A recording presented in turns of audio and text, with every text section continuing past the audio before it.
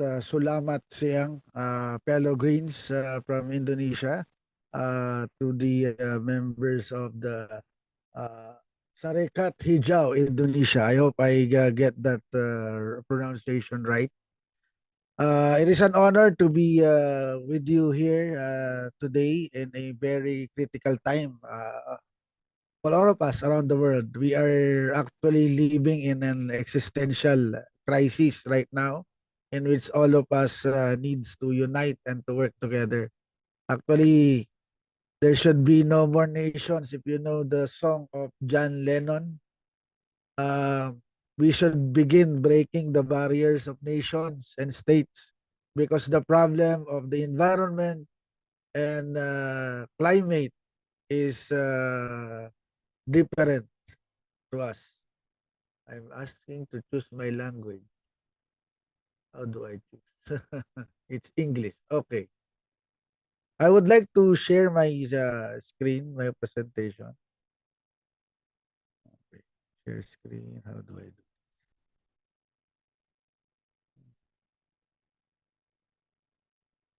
Let me begin with, before I introduce myself, I think this is the most common word that most of us are hearing from our government and from other people that is placed in the position of power. They are sorry for what is happening around the world. They're sorry for war in Palestine, a war that had killed more than 30,000 innocent people. They are sorry about the war in Ukraine. And I'm wondering, they have money in all the armaments that is killing people, but they do not have money to protect nature. They have money to send rockets and other things into outer space, but they don't have money to feed and to solve our climate crisis. It's a very ironic world that we have. So let us hope that after today, we will not just say sorry. Each of us, especially that we are part of the green movement, we will not just say sorry, but we will do something about it. It is our task. It is our duty. Whatever religion we have, whatever God we believe in, I think all all of this religion has the same, that we need to protect the creation of the Almighty, and that is nature.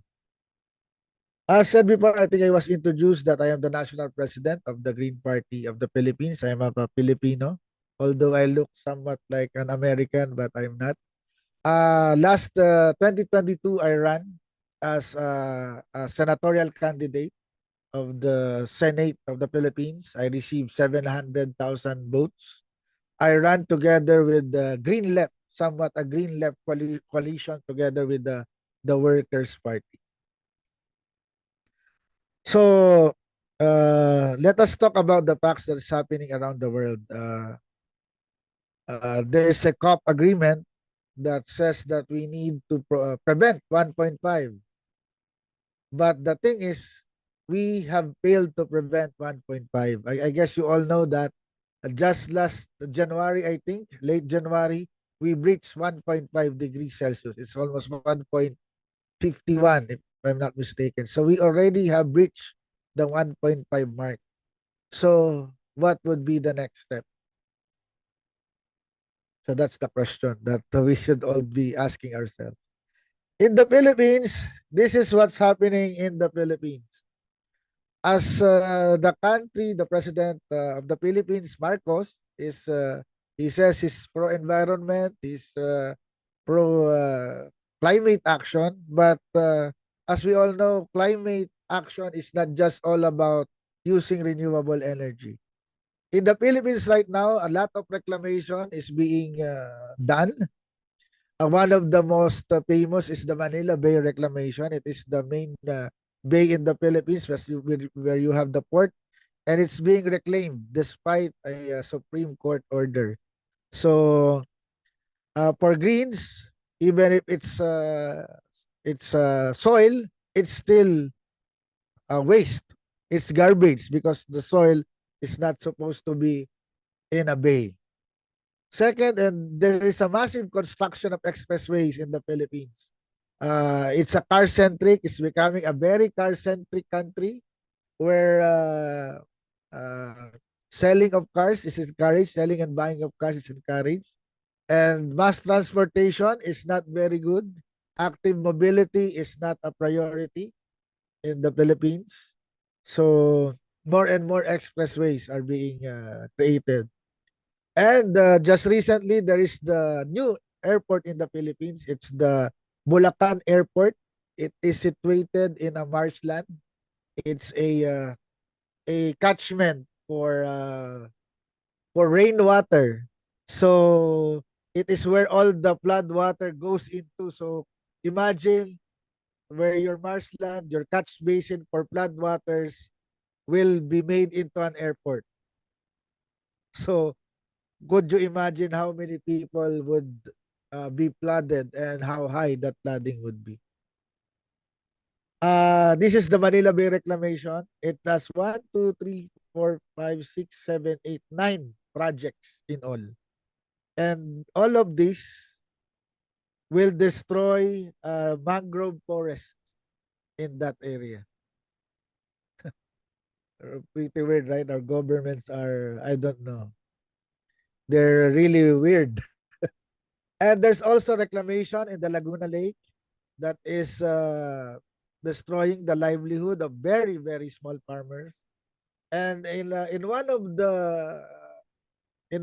the richest area in the Philippines, the Verde Island Passage, which is said to be the third center of marine biodiversity in the world, that has recently had an oil spill, there will be many LNG terminals. It's a liquefied natural gas, which is said to be a transitional fuel, but I guess you all know that it's not. It's not a renewable energy.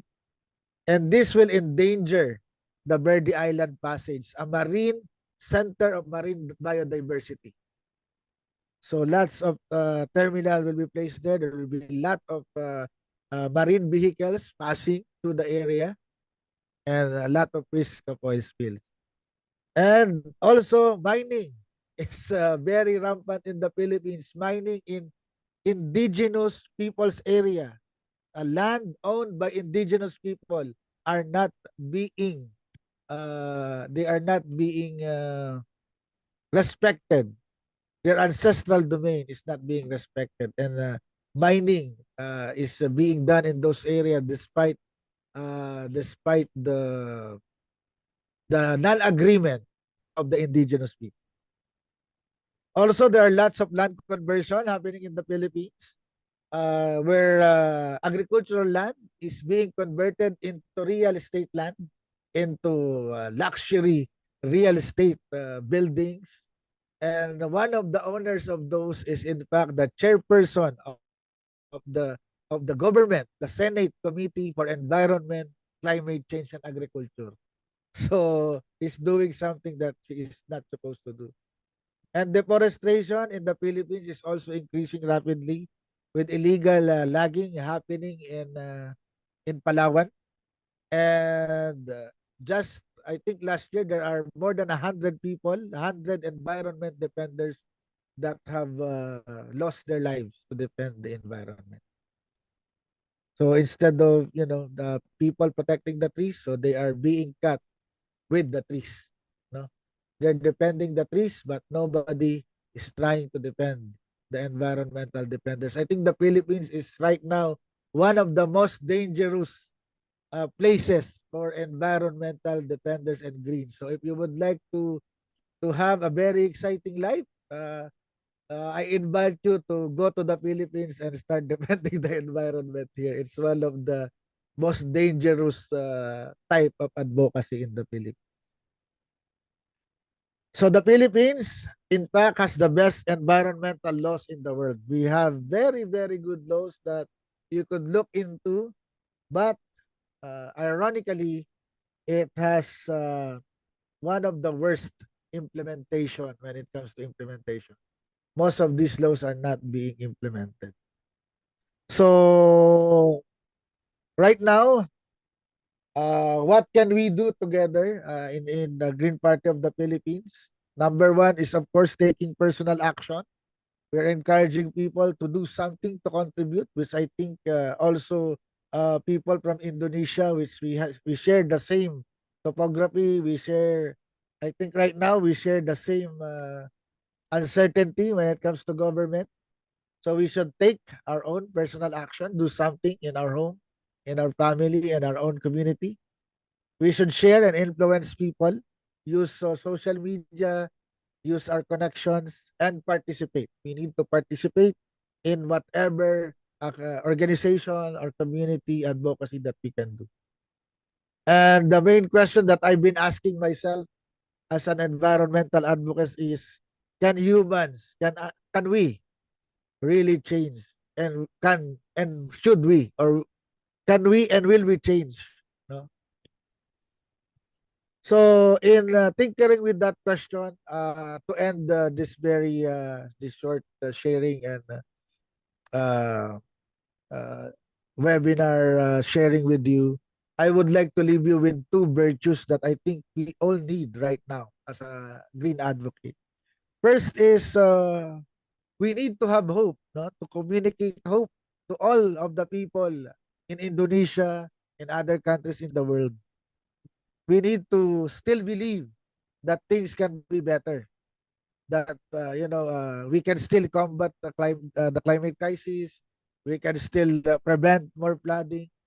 But I believe that hope is not enough, because together with hope, we also need to have courage. Courage to accept that some of the things that we fear the most will happen. There will be very great flooding. There will be extreme heat. People will die of sickness, of disasters, and we should also be prepared to do some action in order to adapt to the crisis.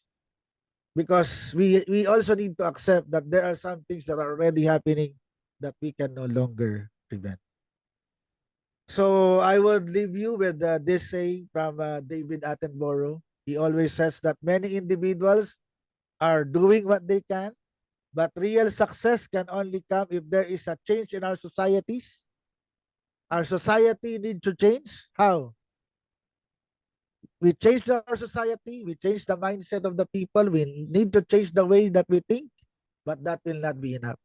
We need to change our economic system, because our economic system that is very capitalistic, very anti-environment, it will not help us have a better future. We should include the environment, we should include nature, to real resources, because I believe money is a fake resource. We have two very important resources that is true: human and natural resources that is being destroyed. We should shift our economic structure into giving value to those two very important resources. And lastly, we need to have political change, because if our political system favors greed, favors tyranny, favors fascism, the environment and our future, especially of the marginalized people, will not change. So those are the three things that, we hope and we should have courage to do. Hope and have the capacity to change our own paradigm, our society's paradigm, our economic paradigm, and our political paradigm. Thank you very much. And I hope that I leave you something that we can all work together as a green advocate. Maraming salamat po. Terima kasih.